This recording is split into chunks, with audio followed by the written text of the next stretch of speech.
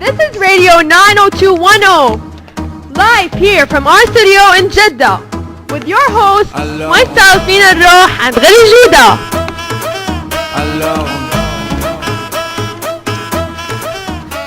We're here today to interview Edgar Allan Poe. Yes, Mr. Poe himself, but of course with the help of one of the most eminent psychics, Phoebe Gerard. Please explain some more to us, Miss Gerard. Hi, it's good to be here again. Last time I was here, we conducted a seance with Ralph Waldo Emerson so he could talk about his works through me. But today we're going to conduct a similar seance with the great author of Gothic fiction, Edgar Allan Poe. Yes, Phoebe, we're glad you're back. As you all know, he's an emphatically successful short story writer, poet, critic, editor, and a significant member of the Romantic movement. Mr. Poe was born on the 19th of January in 1809 in Boston, Massachusetts. He attended the University of Virginia and returned to Richmond only to find his sweetheart Sarah engaged, and so he ended up marrying his 13-year-old cousin Virginia Clim. Wow, interesting. Sure thing. Have you heard about his drinking problems as well? Yes, in fact, I have heard that Mr. Poe was dismissed from his job in Richmond, apparently because of his drinking issues. Okay, now that was interesting. Would you like to add anything, Miss Phoebe, before we commence our ceremony? I would just like to note that summoning can be very dangerous, and interruptions are not allowed. So we will disconnect our phones, and any interruptions can result in fatal consequences, so please join hands and stay focused.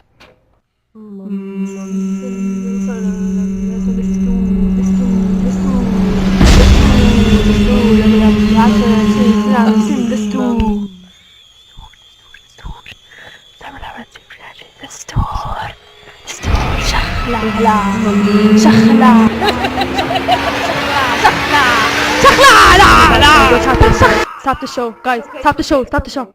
Stop the show. What on the planet of Earth is going on? Where am I? Looks like our psychic has been successfully possessed. Why have you confounded my eternal death? Hello, Mr. Poe. We want to interview you about your short story of 1842, The Mask of Red Death. Is that all right? Of course. The public have an insatiable curiosity to assimilate everything. Mr. Poe, when did you realize it was by time to publish your stories? What made you think of becoming a writer in the first place? After my brother's death, I began more earnest attempts to start this career as a writer. I chose a difficult time in American publishing to do so, however. I was the first well-known American to try to live by writing alone, and was hampered by the lack of international copyright law. Publishers often pirated copies of British works rather than paying for new work by Americans. The industry was also particularly hurt by the Panic of 1837. Despite a booming growth in the American periodicals around this time, fueled in part by the technology, many did not last beyond few issues, and publishers often refused to pay writers or paid them much later than they promised. For me, however, throughout my attempts to live as a writer, I had to repeatedly resort to humiliating pleas for money and other assistance, but I realized that I have to live by what I love to do, and I worked and reworked really hard. Is it true that the story is based on occurrences in your actual life, like the disease your wife Virginia perished from? Yes, Virginia. My sheer grief over my wife's eradication emphatically perplexed me, that I came to the realization that all people are condemned to death, and the only way through which I promulgate this message is through the Mask of Red Death. My wife's disease, tuberculosis, is the Red Death in this story. But in my story, it is Prince Prospero and his attendants that are afflicted with this disease. That hideous, repugnant tuberculosis convulsion from God. Well, yes, Prince Prospero didn't turn out to be prosperous after all. What is the reason behind portraying the protagonist as such a character? I presented Prince Prospero as an archetypal and stereotypical character. As a prince, he is expected to be foolish and selfish enough to host a masquerade while the community is dying. It is only because he had this ball that the Red Death was capable of sneaking in and immolating the people. Moreover, his name alone is an ironic stereotype. Prospero was first a sagacious and gay prince, but then foolishness and death invaded him. Well, Mr. Poe, please do tell us some more about the Red Death. As I previously said, I was influenced to include this character in the story, for it represented my wife's convulsion. The Red Death is a symbol of death. Obviously, everyone is destined to die. This character is also the static one, for its face is only shown towards death and terror. It does not hold any sympathy towards anyone. Well, Mr. Poe, we were all much tensed when reading your story. How did you manage to keep its plot intriguing? Well, manifold elements are necessary for an engrossing story. I kept my readers tensed by including flashbacks, foreshadowing, and of course, some elements of suspense. I foreshadowed the ending of the condemnation to death by referring to the westward Black Room. Also, the flashback I commenced the story with explains the plague and shows how selfish Prince Prospero is for leaving them perish and suffer the Red Death. Poor world it is, Mr. Poe. Ladies and gentlemen, we'll be back with Edgar Allan Poe, actually his soul and Miss Phoebe Gerard after this break. There are times when trying to do it yourself Okay, I can do this.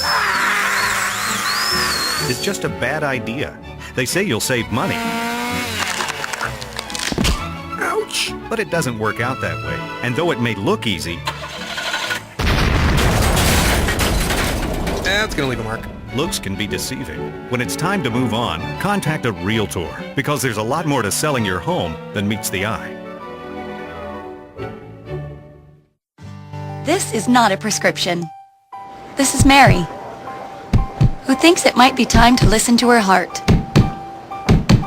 So she talked to her Walgreens pharmacist, who gave her a free blood pressure test and showed her how easy it is to do it herself at home. Get a free blood pressure test any day in February at any Walgreens pharmacy or Take Care Clinic location, and we'll donate $1 to the American Heart Association as part of the Walgreens Way to Well commitment. Walgreens, there's a way to stay well. My sister and her husband thought they could sell their house themselves. Half the people who came were in no position to buy. As a realtor, I have a lender pre-qualify every buyer. Nobody else gets in. Nobody wastes your time. And a couple of the folks that showed up made Carol kind of nervous. Hey, I make sure these people are who they say they are. You gotta play it safe. Our house is on the market right now, and it feels so good to have Lauren handling everything. I love what I do. And I love my realtor.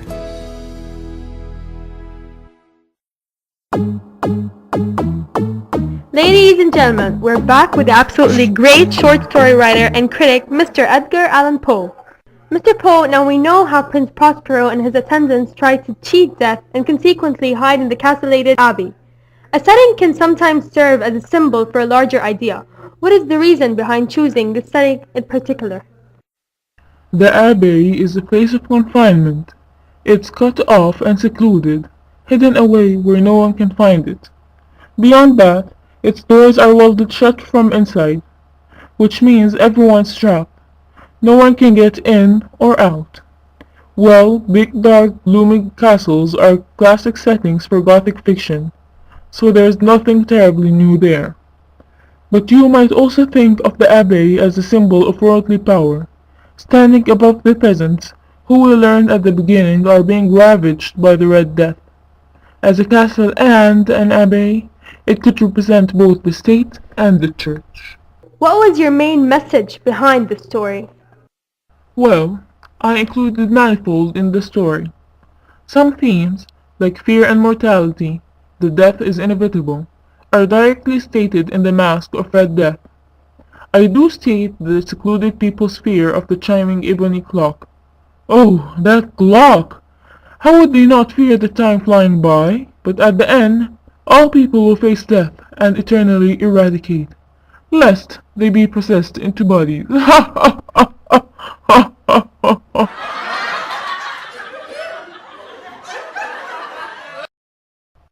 But everything in the story doesn't seem that real. In my story, I immerse my readers into an atmosphere that feels more dreamlike than real. It is too fictional to be real. Everything, from the characters to the setting, feel too fantastic and imaginative. That is how my Gothics and Romantics are designed to be. Mr. Edgar Allan Poe, Into which genres do you classify your stories? I have a talent for writing terrifying and spine-tingling tales. Many of my short stories are considered horror classics. I have also a mad sense of style and an incredible imagination, which allows me to paint vivid and unforgettable images with words. Both qualities are on display in The Mask of Red Death, which is among the most colorful and the creepiest of my stories. It's the tale of dreamlike masquerade ball, thrown by half-mad Prince Prospero during the height of a terrible plague. Most intriguing of all, however, is the arrival of a most unfortunate guest. Mr. Poe, all of your stories, particularly The Mask of Red Death, represents technical and abstract beauty. Is it impossible for anyone to criticize them? Being part of the Romantic movement is no easy challenge. Of course, I was criticized by all the classicists against altering medieval literature. What do you advise new writers to do?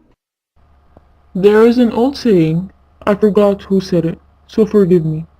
It says, if you always do what you have always done, then you will always get what you always have gotten. Those are words to live by. The key is to never give up. Just work, rework, work, rework. Okay, now that you have been summoned, could you please clarify for us when and where you died? I mean, we've heard a lot of rumors since then. On October 3rd, 1849, oh, the dreadful day came. I was found on the street of Baltimore. I was delirious, in great distress, and in need of immediate assistance. They took me to the Washington College Hospital, where I died on Sunday, October 7th, 1849, at 5, exactly 5, in the morning. I remember that very well. I know that newspapers at the time have reported my death as congestion of the brain or cerebral inflammation, but the actual cause of my death remains a mystery, and it will still remain a mystery. But I have been buried in Baltimore, Maryland. So now, would you please, oh, would you please get me back to my grave? Wow, that means your soul was really still alive after your death. Well, yes, some people, probably at 2001, tried to conduct a similar seance with me. And it worked. And they did tell me about all the rumors circulating about me. But they successfully were able to put me back to my death. So won't you put me back to my death? Please? Why, of course we will. We can't keep you in Miss Phoebe Gerard your whole time. She has to conduct many other seances as well. If you don't get me back to my death right now, I swear, I will go out by myself. Oh, please don't. This is very dangerous. Well, Mr. Edgar Allan Poe, unfortunately our time is up. We would hate to get you back to your eternal death. We've got a lot more questions to ask. Oh, eternal death, I am longing for you. Thank you, Mr. Poe, for being a part of our interview today. Ladies and gentlemen, for more on Edgar Allan Poe, please tune in to Radio 90210.